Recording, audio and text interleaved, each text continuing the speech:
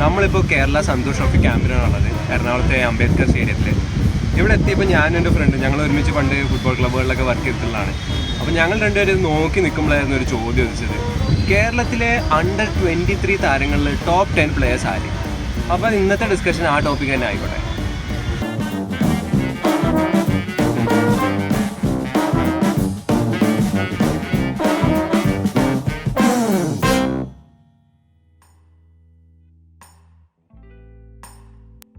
അപ്പൊ ഇതിൽ നമ്മള് പലപ്പോഴും കേട്ടിട്ടുള്ള ഒരു കീപ്പറാണ്, വലിയ പ്രായമൊന്നുമില്ല. അന്ന് FC കേരളയുടെ സച്ചിൻ എന്ന് പറയുന്നത് ഒരു ഭയങ്കര ഒരു പ്രൊഡിജിയൽ ടാലന്റ് ആണെന്നാണ് കേൾക്കുന്നത്. ജിതിനെ കൂടുതൽ അറിയുകയും ചെയ്യാം. അപ്പൊ സച്ചിന്റെ കീ സ്ട്രെങ്ത് എന്താണ്? സച്ചിൻ പൊക്കമുള്ള ഗോൾ കീപ്പർ ആണോ, ബോൾ പ്ലേയിങ് ഗോൾ കീപ്പർ ആണോ? എന്താണ് സച്ചിന്റെ മെയിൻ സ്ട്രെങ്ത്? സച്ചിൻ നല്ല ഹൈറ്റ് ഉള്ള കീപ്പറാണ്. പിന്നെ അവൻ റീസെന്റ് ഇന്ത്യ അണ്ടർ 17 വേണ്ടി കുറച്ച് മാച്ചസ് കളിച്ചിട്ടുണ്ട്. ഇപ്പോ അണ്ടർ 19 ക്യാമ്പിലുണ്ടായിരുന്നു, ആരോസിന്റെ ക്യാമ്പിലുണ്ടായിരുന്നു. അവസാനത്തെ 4 കീപ്പർമാരിൽ ഒരാളായിരുന്നു സച്ചിൻ.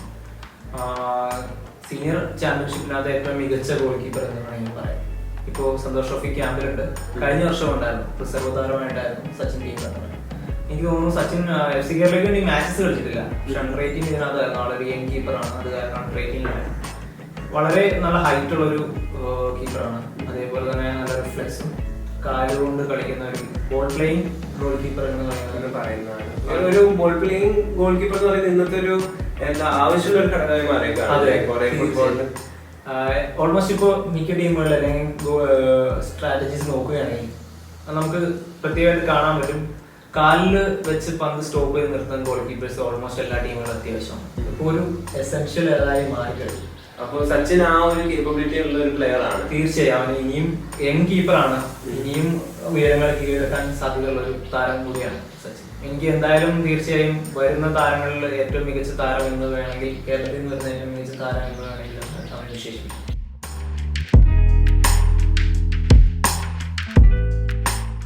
അലക്സ് സജി ഗോകുലത്തിന്റെ പ്ലെയർ ആണ്. ഇപ്പോ ഭയങ്കര ഒരു ഫിസിക്കലിയും ഒരു ഇമ്പോസിംഗ് സെന്റർ ബാക്ക് ആവാനുള്ള ഒരു കേപ്പബിലിറ്റി ഉള്ള ഒരു പ്ലെയർ ആണ്. ഇത് എങ്ങനെ വിലയിരുത്തുന്നു അലക്സ് അണ്ടർ 18 കളിച്ചപ്പോ ഇന്ത്യയിലെ ഏറ്റവും ബ്ലാസ്റ്റേഴ്സ് ഫൈനലിൽ വന്നപ്പോൾ ഏറ്റവും മികച്ച പ്ലെയർ ആയിട്ട് തെരഞ്ഞെടുത്ത പ്ലെയർ, മികച്ച താരമായിട്ട്. കഴിഞ്ഞ സീസണിൽ സന്തോഷ് ട്രോഫി കളിച്ചു. സന്തോഷ് ട്രോഫിയിലെ മെയിൻ കീ പ്ലെയർ ആയി 2000 ബോണാണ്, 18 വയസ്സ് ആയി കഴിഞ്ഞിട്ടുള്ളൂ.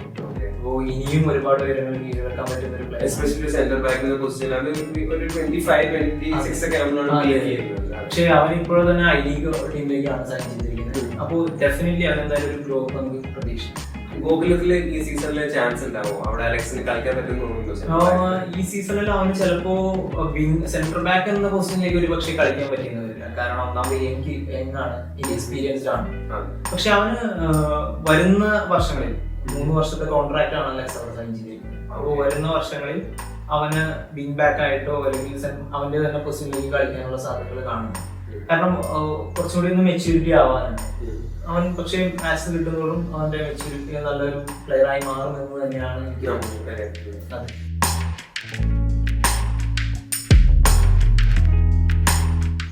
അടുത്തതും ഒരു ഗോകുലം കേരള പ്ലെയർ തന്നെയാണ്, Justin George. Again very talented young centre back. നമുക്ക് പറഞ്ഞ പോലെ ഒരു ബോൾ പ്ലേയിങ് കേപ്പബിലിറ്റീസ് ഉണ്ട്.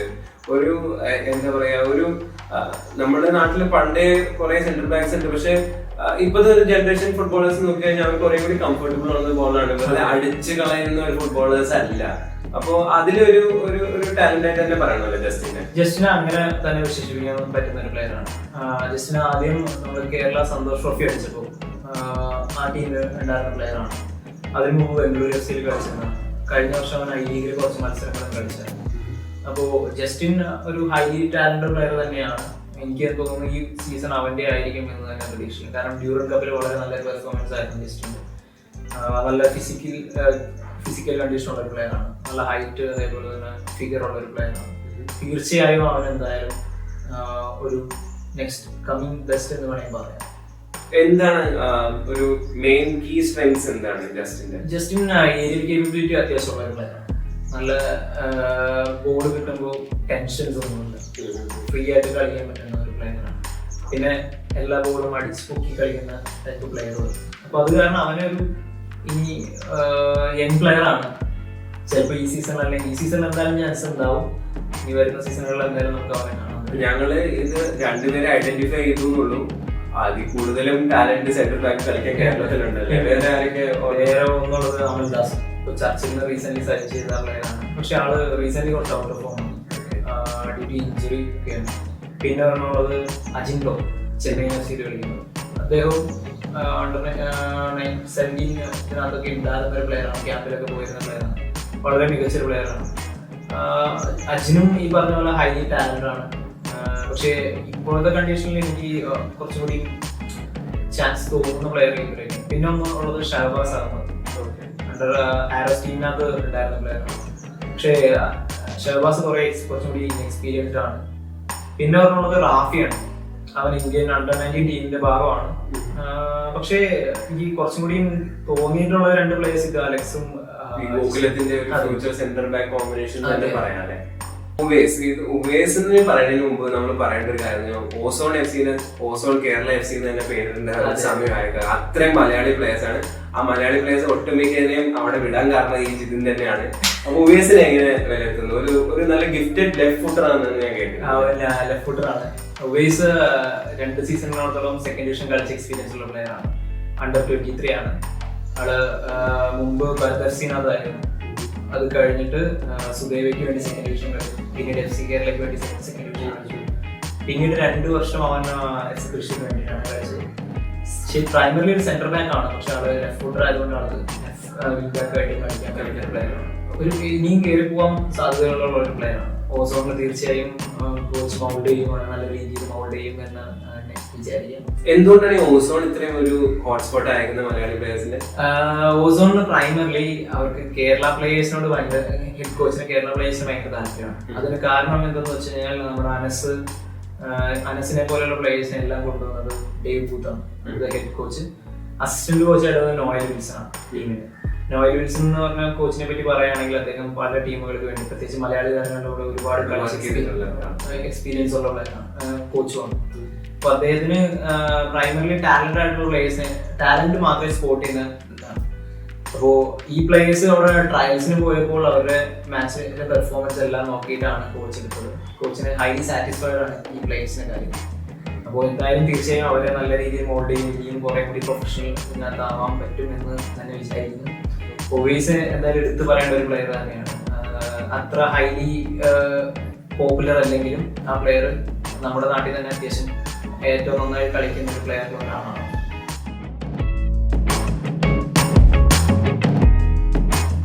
അടുത്തത് ജിഷ്ണു ബാലകൃഷ്ണൻ. ജിഷ്ണു ബാലകൃഷ്ണൻ എന്ന് പറഞ്ഞ ഒരു കേരളത്തിൽ നിന്ന് ഒരു റൈറ്റ് ബാക്ക് സ്പോട്ടിൽ നമുക്കൊരു നല്ലൊരു ടാലന്റ് തന്നെ പറയാം. കേരള ബ്ലാസ്റ്റേഴ്സിന്റെ പ്ലെയർ ആണ്. കഴിഞ്ഞ 2 സീസണായിട്ട് കുറെ ലോണിലൊക്കെ പോയിട്ടുണ്ട്. വിലയിരുത്തുന്നുണ്ടോ? കാരണം കേരള ബ്ലാസ്റ്റേഴ്സിന്റെ ആ ഒരു ടീമിലേക്ക് കയറാൻ പറ്റിയിട്ടില്ല. അവിടെ ആ ഒരു റൈറ്റ് ബാക്ക് പറഞ്ഞാൽ അത്ര ഒരു സ്ട്രോങ് പൊസിഷൻ അല്ല കേരള ബ്ലാസ്റ്റേഴ്സില്. ജിഷ്ണുവിന്റെ കേസ് എന്താ, ജിഷ്ണു ഒരു ഇഞ്ചുറി പറ്റി ആള് കുറച്ച് ഡൗൺ ആയിട്ടിരിക്കുകയായിരുന്നു. ഫസ്റ്റ് സീസണിൽ ആൾക്ക് ഇഞ്ചുറി ആയിരുന്നു. കഴിഞ്ഞ സീസണിൽ അദ്ദേഹം ലോണിൽ പോയി, ഗോകുലത്തിൽ പോയി കുറച്ച് മാച്ചസ് കളിച്ചു, പിന്നീട് ഇഞ്ചുറി ആയി. ഇപ്പോ ഈ സീസണിൽ പിന്നെ ഫുള്ളി ഫിറ്റ് ആയിട്ട് തിരിച്ചെത്തിയിരിക്കും. ഹൈലി ടാലന്റ് ആയിട്ടുള്ള ഒരു പ്ലെയർ ആണ്. ഒരു പക്ഷേ സഹലിനേലും ഒരു ഹൈലി റേറ്റഡ് ആയിട്ട് വന്നിരുന്ന പ്ലെയർ ആണ് ജിഷ്ണു. എന്തായാലും അവന് ഇനിയുള്ള ഫിറ്റ്നസ് വീണ്ടെടുക്കുകയാണെങ്കിൽ അവന് ഏറ്റവും ബെസ്റ്റ് പ്ലെയർ ആവാൻ തന്നെ സാധിക്കുമെന്ന് ഞാൻ പ്രതീക്ഷിക്കുന്നത്.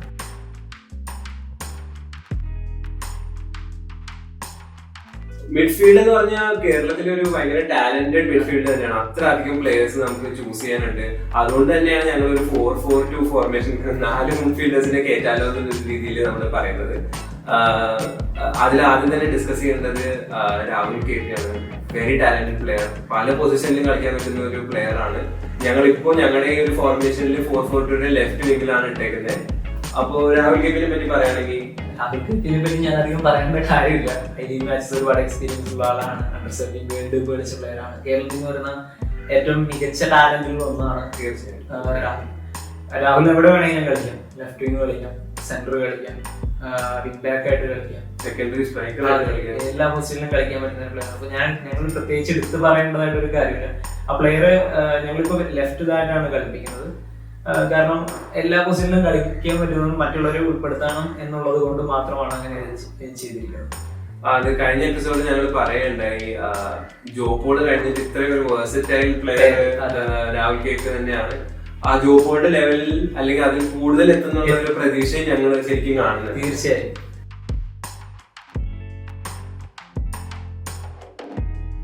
സഹലിനെ പറ്റി ഞങ്ങൾ അധികം പറയേണ്ട ആവശ്യമില്ല. നാട്ടിൽ മൊത്തം സഹൽ തന്നെയാണ് ചർച്ചാ വിഷയം. ബോള് ഒരു ഓസിൽ ടൈപ്പ് പ്ലെയർ തന്നെ പറയാം. ഗ്ലൈഡ് ചെയ്ത് വിശേഷിപ്പിക്കുന്നത് തന്നെ വളരെ എന്താ എഫേർട്ട്ലെസ് ആക്കി ഫുട്ബോളിനെ കണക്കാക്കുന്ന ഒരു പ്ലെയർ ആണ് സഹൽ. നമ്മളെ ഇതും കഴിഞ്ഞ ഒരു ഡിസ്കഷനിൽ ഞങ്ങൾ ഉണ്ടായതാണ്. യുജീൻസൺ ഇൻഡോ കഴിഞ്ഞിട്ട് ഒരു ഇന്ത്യൻ മിഡ്ഫീൽഡിൽ ഇത്രയും ഒരു ഗ്രേസ്ഫുള്ളി കൊണ്ട് നടത്തുന്ന ഒരു മിഡ്ഫീൽഡ് ഓർക്കസ്ട്രേറ്റർ നമുക്ക് ഉണ്ടായിട്ടില്ല എന്ന് തന്നെ പറയാം. തീർച്ചയായിട്ടും സഹൽ ഇനിയും കുറെ കാര്യങ്ങൾ ചെയ്യാവുന്നതുള്ളൂ. ഈ പറഞ്ഞ പോലെ ഗോൾ സ്കോറിങ് അല്ലെങ്കിൽ അസിസ്റ്റ് ടാലി കുറച്ചുകൂടി കൂട്ടേണ്ടതിരിക്കുന്നു. പക്ഷെ ഒരു യങ് ടാലന്റ് ആണ്, 22 വയസ്സായിട്ടുള്ളൂ. തീർച്ചയായും ഒരു 8 കൊല്ലം മിനിമം ഇന്ത്യ ഡോമിനേറ്റ് ചെയ്യുന്ന ഒരു പ്ലെയർ ആവുന്നതാണ്. സഹലിനെ പറ്റി പ്രത്യേകിച്ച് നമ്മളതിന് പറയേണ്ട കാര്യമില്ല. നമുക്ക് പറയാതെ തന്നെ എല്ലാവർക്കും അറിയാം. എല്ലാവരും വാച്ച് ചെയ്യുന്ന ഒരു പ്ലെയർ ആണ്. ഒരു ഐഡൽ എന്ന രീതിയിലായി തുടങ്ങിയിട്ടുള്ള ഒരു പ്ലെയർ ആണ് കേരളത്തിൽ നിന്ന്. അപ്പോൾ അവനെ പറ്റി അധികം പറയേണ്ടതായിട്ടില്ല. പക്ഷെ പെർഫോമൻസ് വൈസ് അല്ല, നാഷണൽ ടീമിന് വേണ്ടി കളിക്കുന്നുണ്ട്. നാഷണൽ ടീമിന് വേണ്ടി കഴിഞ്ഞ പല മത്സരങ്ങളിലും അവന്റെ ചില മൂവ്മെന്റ്സ് അതെല്ലാം എടുത്തെടുത്ത് പറയുന്നത്. സുനിൽ ഛേത്രി പോലും എടുത്ത് സ്പെസിഫിക് ആയിട്ട് പറഞ്ഞിട്ടുള്ള പ്ലെയർ ആണ്. അതിനർത്ഥം എല്ലാവരും എന്തോ സ്പെഷ്യൽ സഹലിൽ കാണുന്നുണ്ട്. അപ്പൊ തീർച്ചയായിട്ടും ഒരു ലോങ് റൺ ഇന്ത്യൻ ടീം തന്നെ, കേരള വിട്ട് ഇന്ത്യൻ ടീം തന്നെ കൊണ്ടു നടത്തേണ്ട ഒരു ഫിഗർ ആയിട്ട് വരും നമുക്ക് ഉദ്ദേശിക്കാം.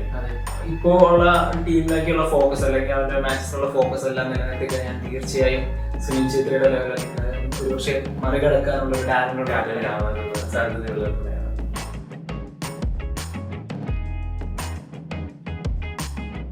അടുത്ത പ്ലെയർ ഒരു ജിതിൻ സ്പോട്ട് ചെയ്ത ഒരു പ്ലെയർ എന്ന് തന്നെ പറയാം, ഹരികൃഷ്ണനാണ്. ഞാൻ അധികം കേട്ടിട്ടുണ്ടായിരുന്നില്ല, പക്ഷെ ജിതിന് അത്ര അധികം ഒരു നല്ല അഭിപ്രായമുള്ള ഒരു സെൻട്രൽ മിഡ്ഫീൽഡർ ആണ്. എന്തുകൊണ്ടാണ് ഹരിനെ ഇത്രയും നന്നായിട്ട് റേറ്റ് ചെയ്യുന്നത്? ഹരി ആക്ച്വലി ഇന്ത്യൻ നേവിക്ക് വേണ്ടിയാണ് കളിക്കുന്നത്. അതിന് മുമ്പ് അവൻ FC കേരളയ്ക്ക് വേണ്ടി കളിച്ചിട്ടുണ്ടായിരുന്നു. ഇന്ത്യൻ Under-23 ക്യാമ്പിലും ഉണ്ടായിരുന്നു. ഹരിനെ റേറ്റ് ചെയ്യാൻ കാരണം എന്ന് വെച്ചാൽ ഹരി ഹൈലി ടാലന്റഡ് ആണ്. ഹൈറ്റ് കുറവാണ്. ആൾക്ക് ഫിസിക്കലി ഒരു ചെറിയൊരു ഹൈറ്റ് കുറവുള്ള ഒരു പ്ലെയർ ആണ്. പക്ഷേ ആള് പ്ലേയിങ് സ്റ്റൈൽ വെച്ച് നോക്കിക്കഴിഞ്ഞാൽ I can compare in to Sahal. കാരണം ഡ്യൂറൻ കപ്പിനകത്ത് നേവിക്ക് വേണ്ടി വളരെ മികച്ച പെർഫോമൻസ് ആണ്. സന്തോഷ് ട്രോഫിയിൽ നേവിക്ക് വേണ്ടി റിപ്പീറ്റ് ചെയ്തു. അതേപോലെ തന്നെ നമ്മുടെ കേരള പ്രീമിയർ ലീഗിലും നല്ല പെർഫോമൻസ് കാഴ്ച. അവൻ അറ്റാക്കിംഗ് സൈഡ് റോളും കളിക്കും, സെൻട്രൽ ഡിഫൻസ് സെൻട്രൽ മിഡ്ഫീൽഡർ ആയിട്ട്. എന്തുകൊണ്ടപ്പോ ഒരു മെയിൻ ടീം ഇതുവരെ സൈൻ ചെയ്തിട്ടില്ല ഹരിനെ? ഹരിനെ ആക്ച്വലി അവന് കുറച്ച് ഓഫേഴ്സ് ഉണ്ടായിരുന്നു. പക്ഷേ അവന് നേവി ഈ സീസണിൽ സന്തോഷ് ട്രോഫി കളിക്കണമെന്നൊരു ഇത് ഉള്ളത് കൊണ്ട് മാത്രം അവൻ മാറി. ഫ്യൂച്ചറിൽ ഒരു ഡെഫിനറ്റ്ലി എന്തായാലും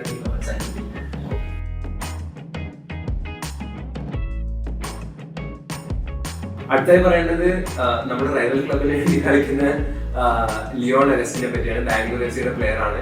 again very talented going forward. റൈറ്റിലും ലെഫ്റ്റിലും എല്ലാം ഒരു നല്ല വേഴ്സറ്റൈൽ അറ്റാക്കർ ആണ് ലിയോൺ. ലിയോണിന്റെ എങ്ങനെ വരത്തുള്ളൂ? ലിയോൺ ഇപ്പൊ ഈ അടുത്ത ഡ്യൂറൻ കപ്പിലും ഒരു സ്റ്റഡി ഗെയിംസ് കിട്ടി. ഇനി അതൊരു ഒരു പ്ലാറ്റ്ഫോം ആവോ ഇനി ഒരു ഫ്യൂച്ചറിൽ? ഒരു ബാംഗ്ലൂർ എന്ന് പറഞ്ഞ ടീമിൽ കയറാൻ ഭയങ്കര ബുദ്ധിമുട്ടായിരിക്കും. അപ്പൊ അതിന് ബ്രേക്ക് ചെയ്യാൻ പറ്റുന്ന ഒരു ടാലന്റ് ആയിട്ട് കാണുന്നുണ്ടോ? തീർച്ചയായും. ലിയോൺ ഒരു ഹൈലി ടാലന്റഡ് പ്ലെയർ ആണ്. അധികം പേര് പുറത്ത് കേട്ടിട്ടില്ല എന്നുള്ളൂ. പക്ഷെ റിസർവ്സ് ആയിട്ടായാലും എനിക്ക് തോന്നുന്നു ബാംഗ്ലൂർ FC വേണ്ടി ഒരു മാച്ചിന് എന്തോ കളിച്ചിട്ടുണ്ട്. ഒരു ഹാഫ് ടൈമിന് ശേഷം എന്തോ ക്യാമിയോ അപ്പിയറൻസ് നടത്തിയത്. പക്ഷെ ഹൈലി ടാലന്റഡ് ആണ്.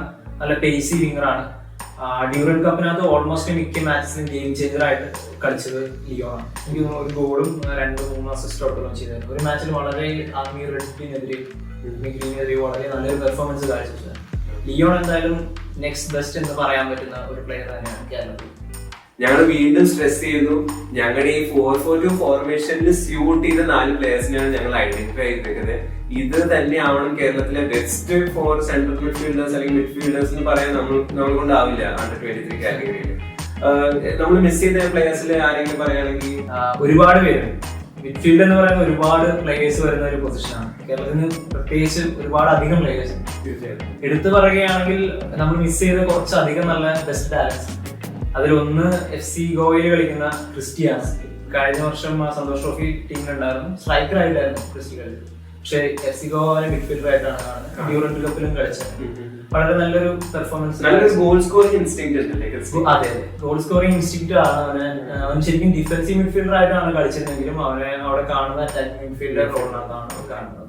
ജസ്റ്റ് ചെന്നിട്ടേ ഉള്ളൂ, അപ്പോൾ 1 മാസമായിട്ടുള്ളൂ. സ്ക്വാഡിനൊപ്പം അഡാപ്റ്റ് ചെയ്ത് വരുന്നത് നല്ലൊരു പ്ലെയർ ആണ്. രണ്ടാമത് ഞാൻ എടുത്തു പറയുന്നത് ബിപിൻ ബോബൻ. ബിപിൻ ബോബൻ ആക്ച്വലി ചെന്നൈയിൻ FC റിസർവ്സിന്റെ പ്ലെയർ ആണ്.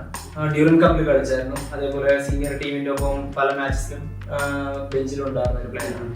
ഹൈലി ടാലന്റഡ് പ്ലെയർ, നല്ല കേപ്പബിലിറ്റി ഉണ്ട്. എന്താണ് ബിപിന്റെ അറ്റാക്കിംഗ് ആണോ ഡിഫൻസീവ് ആണോ? ബിപിൻ രണ്ടും കളിക്കും. ഡിഫൻസീവ് മൈൻഡ് ആയിട്ടാണ് കുറച്ചുകൂടി കണ്ടത്. പക്ഷെ നല്ല ഫിസിക്കാലിറ്റി ഉള്ള പ്ലെയർ ആണ്. യങ് പ്ലെയർ ആണ്. അണ്ടർ-19 ഇന്ത്യൻ സ്ക്വാഡിൽ ഭാഗമായിരുന്നു. ഒരുപാട് പ്രതീക്ഷകളുള്ള പ്ലെയർ ആണ്. പിന്നെ അടുത്തതായിട്ട് ഞാൻ എടുത്തു പറയേണ്ട ഒരു പ്ലെയർ ആണ് ഋഷി ദത്ത്. ബ്ലാസ്റ്റേഴ്സിന്റെ ടീമിലുണ്ടായിരുന്ന പ്ലെയർ ആണ്. ബ്ലാസ്റ്റേഴ്സ് റിസർവ്സിന്റെ ക്യാപ്റ്റൻ ആണ്. സന്തോഷ് ട്രോഫി ക്യാപ്റ്റൻ 2000 ബോണാണ്. പല മാച്ചസിലും കഴിഞ്ഞ വർഷം നിരവധിയുടെ സ്ക്വാഡിനകത്ത് ഭാഗമായി. സ്ക്വാഡ് അതായത് ബെഞ്ചിനകത്ത് ജസ്റ്റ് ബ്രേക്ക് ചെയ്യാൻ. അതെ, ഫിസിക്കാലിറ്റി ഒരു ഇച്ചിരി കുറവാണ്. ഹൈറ്റ് കുറവാണ്, ഫിഗർ കുറവാണ്. അത് ആ പൊസിഷനിലേക്ക് വേണ്ട ഒരു ഡിമാൻഡിങ് ആയിട്ടുള്ള ഒരു ഇതാണ് ശരിക്കും. അതുകൊണ്ടാണ് ഇപ്പോഴും ഒരു പക്ഷേ ഫസ്റ്റ് ടീമിലേക്കുള്ള സാധ്യതകൾ മഞ്ഞു നിൽക്കുന്നത്. പക്ഷെ ഇനിയുള്ള ഏജ് അവന്റെ ഭാഗത്താണ്. ഇനി എന്തായാലും അവനെ ഒരു ലോൺ മൂവ് ഇപ്പൊ ഈ ഒരു സീസണിൽ നോക്കണം എന്ന് തോന്നുന്നുണ്ട്. തീർച്ചയായും അവൻ എന്തായാലും ഒരു ലോൺ മൂവ് നോക്കണം. ബ്ലാസ്റ്റേഴ്സിന് മാറി മറ്റെവിടെയെങ്കിലും പോയി ഒരു സെക്കൻഡ് ഡിവിഷൻ ഒന്നുകൂടി എസ്റ്റാബ്ലിഷ് ചെയ്യണം, അല്ലെങ്കിൽ ഐ ലീഗിൽ എവിടെയെങ്കിലും ഒന്ന് എസ്റ്റാബ്ലിഷ് ചെയ്യണമെന്നുണ്ട്. ഒരു ഐ ലീഗ് കളിക്കാനുള്ള നിലവാരം തീർച്ചയായിട്ടും ഉണ്ട്. പക്ഷെ അവന് ഞാൻ പറഞ്ഞ പോലെ ഫിസിക്കാലിറ്റി ആ പൊസിഷനിൽ ഒരു ഘടകമാണ്. ഇപ്പോൾ സെൻട്രൽ ബാക്കിന് ഹൈറ്റ് ഇല്ല എന്ന് പറയുന്നത് പോലെയാണ് സെൻട്രൽ ഡിഫൻസീവ് മിഡ്ഫീൽഡർക്ക് ഫിസിക്കാലിറ്റി, അല്ലെങ്കിൽ അത്ര ഇമ്പോസിംഗ് ആയിരിക്കണം മേധാ ഹുസൈനെ പോലെ. അവൻ അത്രയും മേധാ ഹുസൈന്റെ ഒരു മിഡ്ഫീൽഡ് മാർഷലിംഗ് അങ്ങനെ ഒരു കേപ്പബിലിറ്റി ഇല്ല. പക്ഷെ അവൻ ബോൾ പ്ലേയിങ് ആണ്. മേധാ ഹുസൈനേക്കാൾ ഒരുപാട് നല്ല ഒരുപടി മുന്നിൽ നിൽക്കുന്ന പോലെ ബോൾ പ്ലേയിങ് പ്ലെയർ ആണ്. പിന്നീട് ഞാൻ എടുത്തു പറയുന്ന വേറൊരു പ്ലെയർ ആണ് ഗിഫ്റ്റി. സന്തോഷ് ട്രോഫി ടീമിന്റെ ഭാഗമായിരുന്നു ഗിഫ്റ്റി ഗ്രേഷ്യസ്. ഒരുപാട് കഴിഞ്ഞ വർഷം മാച്ചിലൊന്നും കളിക്കാൻ പറ്റിയില്ല. പക്ഷേ സീനിയറിലെ ഏറ്റവും മികച്ച മിഡ്ഫീൽഡറായിട്ട് തിരഞ്ഞെടുത്തൊരു പ്ലെയറാണ്. ഗോകുലത്തിന്റെ താരമാണ്. വളരെ നല്ലൊരു പ്ലെയറാണ്. ഒരു ഗിഫ്റ്റഡ് പ്ലെയർ. അതെ, ഗിഫ്റ്റഡ്. അവന്റെ പേര് സൂചിപ്പിക്കുന്ന പോലെ ഒരു ഗിഫ്റ്റഡ് പ്ലെയറാണ്. എന്തായാലും ഇനിയുള്ള കാലങ്ങളിൽ അവരെയും കാണാൻ പറ്റും എന്നാണ് പ്രതീക്ഷിക്കുന്നത്. മറ്റൊരു പ്ലെയറും കൂടി എടുത്തു പറയുന്നത് ഒന്ന് എമിൽ ബെന്നി. എമിൽ അറ്റാക്കിംഗ് മിഡ്ഫീൽഡറാണ്. ഇത്തവണ സന്തോഷ് ട്രോഫി ടീമിന്റെ ഭാഗമാകും എന്ന് തന്നെ പ്രതീക്ഷ. വളരെ നല്ലൊരു ഹൈലി ടാലന്റഡ് ആയിട്ടുള്ള ഒരു പ്ലെയറാണ്. അതുപോലെ കേട്ടതാണ് ഷിബിൽ മുഹമ്മദ് ഗോകുലത്തിന്റെ ഡ്യൂറന്റ് കപ്പിൽ മാച്ച് കളിച്ചു. ഇനിയും കയറി പോവാൻ സാധ്യതകളുണ്ട്. ബേസിക്കലി ഞങ്ങൾ പറയാൻ ഉദ്ദേശിച്ചത് ഞങ്ങളുടെ 4 മിഡ്ഫീൽഡ് ഒരു അതാണ് ടോപ്പ് എന്ന് ഞങ്ങൾ കണ്ടസ്റ്റ് ചെയ്യുന്നില്ല. അതൊരു ഭയങ്കര ഫ്ലെക്സിബിൾ 4 മിഡ്ഫീൽഡാണ്. ഭയങ്കര ടാലന്റ് നമ്മുടെ കേരളത്തിൽ കിടക്കുന്നുണ്ട്. ഞങ്ങൾ കുറച്ചു നേരം പേര് മിസ് ഔട്ട് ആയിട്ടുണ്ട് ഈ പറഞ്ഞ. അതെ, ഞങ്ങളൊരു എക്സ്പേർട്സ് ആണ്, വേണ്ട റിസർച്ച് ആണ് പറയുന്നില്ല. ഞങ്ങളുടെ രീതിയിൽ നോക്കുമ്പോൾ ഞങ്ങൾ കണ്ട ഫുട്ബോളിന് ഏറ്റവും നല്ലൊരു 4 ഞങ്ങളുടെ ഫോർമേഷന് സ്യൂട്ട് ചെയ്യുന്ന 4 പ്ലേയേഴ്സിനെ ഞങ്ങൾ സെലക്ട് ചെയ്തത്.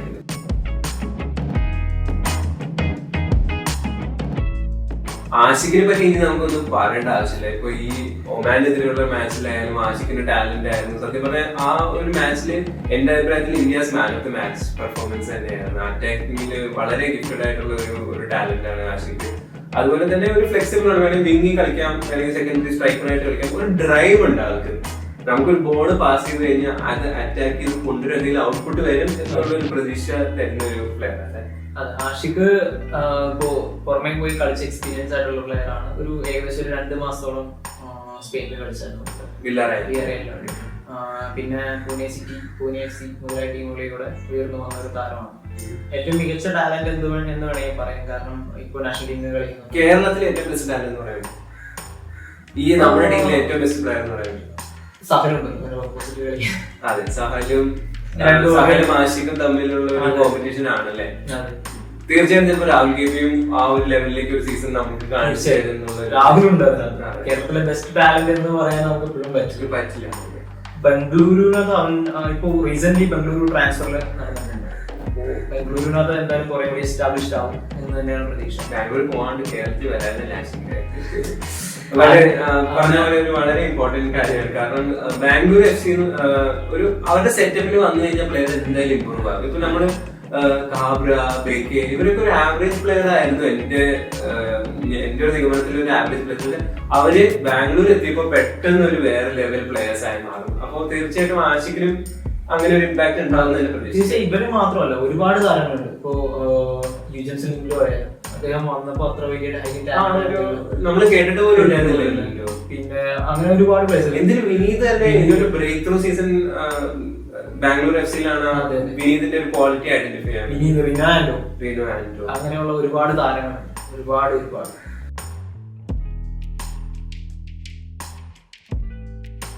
അടുത്തതായിട്ട് എടുത്തു പറയേണ്ട ഒരു പ്ലെയർ തന്നെയാണ്. അതിന്റെ പേര് ശ്രേയസ് എന്നാണ്. സ്ട്രൈക്കറാണ്. മിനർവ പഞ്ചാബിന്റെ താരമാണ്. AFC കപ്പിലൊക്കെ ഗോൾ കളിച്ചായിരുന്നു. ഇതിനു മുമ്പ് FC കേരളയ്ക്ക് വേണ്ടി കളിച്ചിരുന്നത്. നേവിയുടെ പ്ലെയർ കൂടിയാണ്. ഇന്ത്യൻ നേവിയുടെ നേവിയിൽ നിന്ന് പോയിരിക്കുന്ന ഒരു പ്ലെയറാണ്. അപ്പോൾ തീർച്ചയായും ഇനിയുള്ള ഒരുപാട് ഉയരങ്ങൾ കീഴടക്കാൻ സാധ്യതയുള്ള ഒരു പ്ലെയർ. അത് ഞാനും അന്ന് ആ സമയത്ത് ഞാനത് മിനർവയിൽ വർക്ക് ചെയ്യുന്ന ഒരു സമയത്താണ് ശ്രേയസ് വരുന്നത്. ആൾക്ക് ഹിന്ദി പറയാനോ ഇംഗ്ലീഷ് പറയാനോ ഒന്നും അധികം അറിയണ്ടായിരുന്നില്ല. പക്ഷേ ഈ ഫുട്ബോൾ എന്ന് പറയുന്ന ഒരു യൂണിവേഴ്സൽ ലാംഗ്വേജ് ആണെന്ന് പറയില്ലേ, ഫുട്ബോൾ ഫീൽഡിൽ ശ്രേയസ് ചെയ്യുന്നത് കണ്ട് എല്ലാവരും വെറുതെ നോക്കി നിൽക്കുന്നു. ആരാണ് ഈ പയ്യൻ കേരളത്തിൽ നിന്ന് വന്ന് ഭാഷ അറിയില്ല, ഒന്നും അറിയില്ല, പക്ഷെ ബോൾ ഇട്ട് കൊടുത്താൽ അവൻ ഗോളടിക്കും. അങ്ങനത്തെ ഒരു എക്സെപ്ഷണൽ ടാലന്റ് ആണ്. പക്ഷെ പറഞ്ഞ പോലെ എങ്ങനെ കോച്ച് ചെയ്യും എന്ന് ഇനി ശ്രേയസിന്റെ ഒരു 3 വർഷം എവിടെ ശ്രേയസ് കളിക്കുന്നു, ശ്രേയസിനെ വാല്യൂ ചെയ്യുന്ന ഒരു സിസ്റ്റമാണ്. ഇപ്പൊ മിനർവയിൽ തന്നെ നോക്കുകയാണെങ്കിൽ, കാരണം മിനർവയ്ക്ക് ഗോൾ അടിച്ചെങ്കിലും ചില മാച്ചിൽ മിനർവയിൽ റൈറ്റ് വിങ്ങിൽ ഇട്ടു, റൈറ്റ് വിങ്ങിൽ കുറെ ഓടി. അതല്ല ശ്രേയസിന്റെ ഒരു നാച്ചുറൽ. ശ്രേയസിന് എനിക്ക് തോന്നുന്നു മിനർവ സ്യൂട്ട് ആയിട്ടുള്ള കളിക്കാണ്. ശ്രേയസ് ഏതെങ്കിലും കുറച്ചുകൂടി ബോൾ പ്ലേയിങ് ആയിട്ടുള്ള ടീമിനകത്ത് പോയി കഴിഞ്ഞാൽ അവന്റെ കുറെ കൂടി നല്ലൊരു ടാലന്റ് കാണാൻ പറ്റും. എനിക്ക് നല്ല ഫിസിക്കാലിറ്റി, ഹൈറ്റ് ഉണ്ട്, നല്ല ഫിഗർ ഉണ്ട്. അതേപോലെ ഡിഫൻഡർ പുഷ് ചെയ്ത് നിൽക്കാൻ പറ്റുന്ന ഒരു പ്ലെയർ ആണ്. ഞാൻ ഏറ്റവും ശ്രദ്ധിച്ചത് നമ്മുടെ സ്ട്രൈക്കേഴ്സിൽ കാണുന്ന ഒരു ക്വാളിറ്റി എന്ന് പറയുന്നത് ആ ഒരു എന്താ ബേസ്റ്റ് സ്പീഡ് എന്ന് പറയും. ആ ഒരു 2 മീറ്റർ 3 മീറ്റർ ഡിഫൻഡറിൽ നിന്ന് നമ്മൾ ഡിഫൻഡറുടെ കൂടെ ഒരുമിച്ച് നിൽക്കുമ്പോൾ ആ ഒരു 3 മീറ്ററിലെ ഡിഫൻഡറിൽ നിന്ന് ഗ്യാപ്പ് ഉണ്ടാക്കാനുള്ള ബേസ്റ്റ് സ്പീഡ് ഭയങ്കര കഴിവുള്ള ഒരു. അപ്പൊ ബേസ്റ്റ് സ്പീഡ് ഉള്ളവരെ വെറുതെ റൈറ്റ് വിങ്ങിലൊക്കെ കളിപ്പിച്ച് ഓടിപ്പിച്ച് തീർത്ത് കളയുന്നതിന് പകരം അവരുടെ എനർജി കൺസർവ് ചെയ്ത് ആ ഗോൾ അടിക്കുന്ന നിമിഷങ്ങൾക്ക് മാത്രം എനർജി യൂസ് ചെയ്യേണ്ട ഒരു പ്ലെയർ ആക്കേണ്ടത്. ഈ പറഞ്ഞ പോലെ എല്ലാം നമ്മൾ മെൻഷൻ ചെയ്ത എല്ലാ പ്ലെയേഴ്സും ഇതുപോലെയാണ്. ഇനി ഒരു 3 വർഷം എങ്ങനെ ഇവര് കോച്ച് ചെയ്യപ്പെടുന്നു എന്നനുസരിച്ചിരിക്കും ഇവരാണോ ഫ്യൂച്ചർ താരങ്ങൾ, കേരള താരങ്ങളിൽ. ഇതിൽ കോച്ചിങ്ങിന്റെ ഘടകം ഒരു സൈഡിലുണ്ട്. പിന്നെ അതേപോലെ അവരുടെ തന്നെ ആയിട്ടുള്ള കുറച്ച് തീർച്ചയായും അവര് ചെയ്യേണ്ട എഫേർട്ട്, അതേപോലെ തന്നെ അവരുടെ ആറ്റിറ്റ്യൂഡ്, ഇതെല്ലാം ഇതിനകത്തൊരു ഘടകമാണ്. അത് ആറ്റിറ്റ്യൂഡ് മോശമാണെങ്കിൽ തന്നെ ഒരുപാട് പ്ലേയേഴ്സും താല്പര്യം. ചിലപ്പോ ഒരു 18 വയസ്സിൽ 19 വയസ്സിൽ നമുക്കൊരു ഫെയിം കിട്ടുമ്പോ നമ്മുടെ ഒരു കൺട്രോൾ പോകും. ഞാൻ ഓൾറെഡി ഒരു വലിയ പ്ലെയർ ആയി. നമ്മുടെ ഇപ്പൊ ഇന്ത്യയിൽ തന്നെ കുറെ എക്സാമ്പിൾസ് നോക്കിയിട്ടുണ്ടെങ്കിൽ അടുത്ത എഡിൻ ഹസാർഡൊക്കെ വിളിച്ച കുറെ പ്ലെയേഴ്സ് ഉണ്ട്. ഇപ്പൊ അവരാണെങ്കിൽ തിളങ്ങി നിൽക്കുന്നില്ല. അപ്പൊ അവരുടെയും സൈഡിൽ കുറച്ച് ഡെഡിക്കേഷന്റെ പ്രശ്നമുണ്ട്. പിന്നെ സ്ട്രൈക്കിംഗ് റോളത് വരാണെങ്കിൽ കുറച്ചധികം പ്ലെയേഴ്സ് ഉണ്ട്. അതിനകത്ത് ഒരെണ്ണം എടുത്തു പറയേണ്ടത് ഗനി അഹമ്മദാണ്. ഗോകുലത്തിന് വേണ്ടി കളിച്ചത്, കഴിഞ്ഞ വർഷം കളിച്ചായിരുന്നു. പൂനെ സിറ്റിയിൽ താരമായിരുന്നു. ഗനി യങ് പ്ലെയർ ആണ്, ഹൈ ടാലന്റഡ് ആണ്. പക്ഷെ ആള് ഗോകുലത്തിന് വേണ്ടി കഴിഞ്ഞ മാച്ചസിലൊക്കെ കളിച്ചപ്പോൾ വളരെ നല്ല മികവുറ്റ താരം തന്നെയായിരുന്നു. ആൾക്ക് ഇഞ്ചുറി പറ്റി, അത് കാരണമാണ് സീസൺ മിസ്സായത്. ഈ സീസൺ എന്തായാലും തീർച്ചയായും നന്നായി തിരിച്ചു വരുമെന്ന് തീർച്ചയായും ക്യാമിയോ മാച്ച് സ്റ്റാർട്ട് ചെയ്യുന്നതിനാണ്. അങ്ങനെ പ്രതീക്ഷയില്ല എങ്കിലും, പക്ഷേ ഒരു വിങ്ങറായിട്ടാണ് കൂടുതൽ കണ്ടത്. അതേപോലെ എടുത്ത് പറയേണ്ട വേറൊരു പ്ലെയറാണ് ഇനായത്ത്. നേവിയുടെ താരമാണ്, വളരെ നന്നായി കളിക്കുന്ന ഒരു പ്ലെയറാണ്. Under-17 ടീമിന്റെ രാഹുൽ ഗേറ്റ് ഉള്ളപ്പോൾ ടീമിന്റെ ഭാഗമായിരുന്നു. അതേപോലെ തന്നെ വേറൊരു പ്ലെയറാണ് റോഷൻ ജിജി. Under-17 ടീമിന്റെ ഭാഗമായിരുന്നു രാഹുൽ ഗേറ്റ് ഉള്ളപ്പോൾ. പിന്നെ എടുത്തു പറയാൻ പറ്റിയ ഒരു പ്ലെയർ വിഷ്ണു ആണ്. വിഷ്ണു എന്ന് പറയുന്നത് കാരണം കഴിഞ്ഞ വർഷം കേരള പ്രീമിയർ ലീഗിലെ ടോപ്പ് സ്കോററായിരുന്നു. ഈ പ്ലെയർ 6 ഗോളുകളുമായി ഷൂട്ടേഴ്സ് കടന്നയ്ക്ക് വേണ്ടി കളിച്ച ഫോർവേഡാണ്. വളരെ നല്ലൊരു ടാലന്റാണ്. ഒരുപാട് ഉയരങ്ങൾ കീഴടക്കാൻ പറ്റുന്ന ഒരു പ്ലെയറാണ്. അപ്പൊ ഇതാണ് നമ്മുടെ സ്റ്റാർട്ടിംഗ് ലെവൽ. നിങ്ങളുടെ അഭിപ്രായം പറയാം. ഞങ്ങൾ മറന്നുപോയ കുറെ പ്ലേയേഴ്സ് ഉണ്ടാവും അല്ലെ? തീർച്ചയായും ഒരുപാട് താരങ്ങളുണ്ട്. ഞങ്ങളുടെ ഒരു ചെറിയൊരു റിസർച്ചും ഞങ്ങളുടെ അറിയാവുന്ന ചെറിയൊരു ഫുട്ബോൾ നോളജും വെച്ചിട്ട് കണ്ടുപിടിച്ച പ്ലേയേഴ്സ് ആണ്. നിങ്ങളുടെ അഭിപ്രായത്തിലുള്ള Under-23 അർജുൻ ജയരാജനെ ഞങ്ങൾ ഇൻക്ലൂഡ് ചെയ്യാത്ത കാരണം ആൾ ഓൾറെഡി 23 ആയി. ഞങ്ങൾ അണ്ടർ 23 വയസ്സാവാത്ത ആൾക്കാരെ മാത്രം ഇതിനകത്ത് സ്പെസിഫൈ ചെയ്തിട്ടുള്ളൂ. തീർച്ചയായിട്ടും നിങ്ങളുടെ കമന്റ്സ് ഇതിനകത്ത് പറയാം. നിങ്ങളുടെ ലൈക്ക്, ഷെയർ, സബ്സ്ക്രൈബ് എല്ലാം വളരെ ഇമ്പോർട്ടന്റ് ആണ് കാൽപന്ത് പേജിന് വേണ്ടി. അപ്പൊ എന്തായാലും ആദ്യം ചെയ്യുക. പറഞ്ഞ പോലെ എല്ലാവരും ഷെയർ ചെയ്യുക, ലൈക്ക് ചെയ്യിപ്പിക്കുക. എങ്ങനെയെങ്കിലും സബ്സ്ക്രൈബേഴ്സ് ഒക്കെ ഒന്ന് കൂട്ടിത്താ പ്ലീസ്.